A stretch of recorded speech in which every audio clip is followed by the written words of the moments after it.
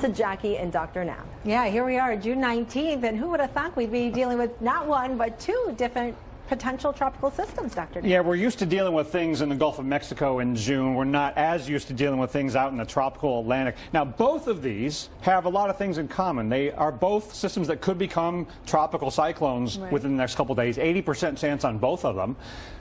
But neither one of them is yet a depression or storm, and we have aircraft flying into both of them. Right. Now, people might be asking, why is this potential tropical cyclone too? That's because they wanted to be able to issue warnings in the islands yesterday. And the whole purpose of this option to do potential tropical cyclone advisories is to get watches and warnings out in a timely fashion. And they are considering that for the northern Gulf Coast for later today or tonight. So that could become one of these potential tropical cyclones, or an actual one if the aircraft close off a center. Right. So what are we looking for? We'll start out here with 93L, the one in the Gulf. And even though it's not called anything just yet, the probability of that is pretty high. But we've got a lot of moisture already feeding and impacting parts of the U.S. Yeah, we'll talk a lot about what this could become and what we might call it, but either way, there's a lot of moisture coming into the Gulf states.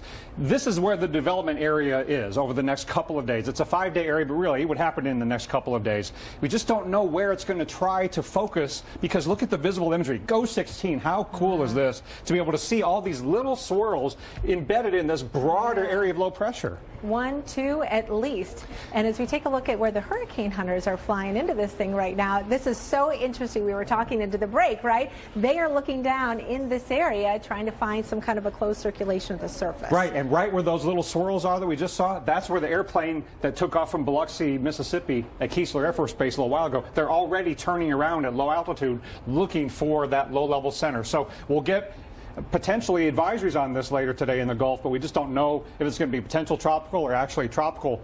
But again, rainfall is the big concern. Right. So, you know, Mobile, Pensacola, New Orleans, maybe even Houston need to kind of keep an eye on that flood threat, especially by the middle of the week. So let's go over near the Caribbean, and we're looking at a good probability of this becoming a name star. When you look at the satellite on this thing, it kind of almost looks like it already. I'll show you that in a minute. But again, they put up the watches and warnings yesterday. That's why it's a potential tropical cyclone. But look at where it is relative to the United States, way off to the southeast. We don't usually look here in June, but look at this. That looks like a tropical storm, but we don't know for sure, because sometimes they look the part, but the aircraft are flying around. Watch what the aircraft is doing.